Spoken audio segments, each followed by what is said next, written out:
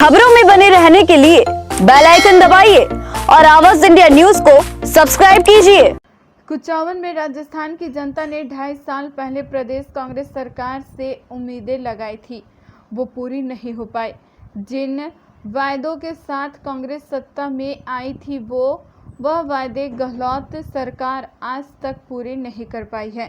यह कहना था केंद्रीय जल शक्ति मंत्री गजेंद्र सिंह शेखावत का, जो कि नागौर जिले के कुचामन सिटी पहुंचे थे। कुचामन बाईपास पर भारी तादाद में मौजूद भाजपा कार्यकर्ताओं ने भव्य स्वागत किया।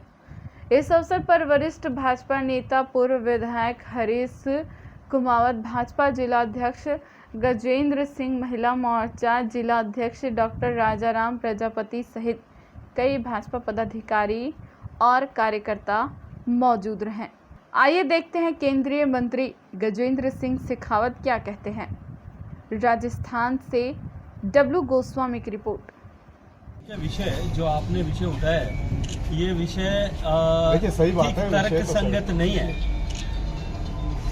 भारतीय जनता पार्टी और राष्ट्रीय लोकतांत्रिक पार्टी के बीच में राष्ट्रीय स्तर पर दोनों के बीच में समझौता हुआ था। दोनों पार्टियों ने एक दूसरे के प्रत्याशियों की मदद की।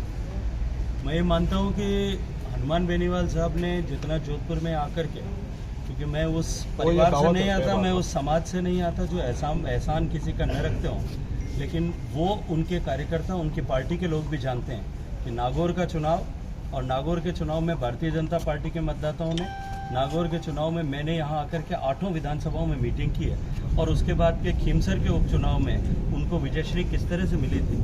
कुछ लोग होते हैं जो है अपने किए हुए काम को या अपने किए हुए किसी मदद को मंच पर खड़े होकर के गिनाते हैं। न हम भारतीय जनता पार्टी के लोग और न मैं व्यक्तिगत रूप से ऐसे परिवार से और ऐसे संस्कार से आता हूं कि जो कुछ हमने किया है उसकी चर्चा हम खुले में रह करके करें। जनता जानती है, जग जानता है, और मैं मानता हूं कि अभी ये कोई न आगाज़ था और न अंत होने वाला है। आने वाले समय में भारतीय जनता पार्टी जिस प्रचंड वेग के साथ राजस्थान में आगे बढ़ रही है, और उसका जो है परिणाम आप सबको आगामी विधानसभा में देखने को। राजस्थान में जनता का हमारा देखिए, भारतीय जनता पार्टी के सभी कार्यकर्ता धरातल पर, चाहे कोरोना की आपदा हो या कोई अन्य ऐसा संकट हो, धरातल पर रह करके भारतीय जनता पार्टी के जनप्रतिनिधि, पूर्व जनप्रतिनिधि पूरी ताकत, शक्ति और ऊर्जा के साथ में जनता के कष्टों को हरने के लिए खड़े हैं साथ में। और फिर भी यहीं कभी किसी को लगता है, क्योंकि मैंने आकर के इस नागौर की 8 विधानसभाओं में जाकर के 8 जगह पर 16 जगह पर जाकर के लोगों को भरोसा और विश्वास दिलाया था। मैं व्यक्तिगत रूप से मेरी जिम्मेदारी मानता हूं कि अगर नागौर की जनता का कोई भी कष्ट है, भारतीय जनता पार्टी के किसी कार्यकर्ता की कोई समस्या है, मेरे दिल और मेरे घर के दरवाजे उनके लिए। पूरक प्रश्न है, लोकसभा में किसको प्रतिनिधि माने भाजपा का, जो नागौर की जनता की बात है? मुझे लगता है कि प्रतिनिधि किसको माने ये विषय नहीं हो सकता। भारतीय जनता पार्टी के शायद चुनाव भारतीय जनता पार्टी कुल 545 सीट में से 303 जगह ही जीत पाई होगी। शेष 200 जगह भी कोई न कोई तो भारतीय जनता पार्टी का प्रतिनिधि होगा।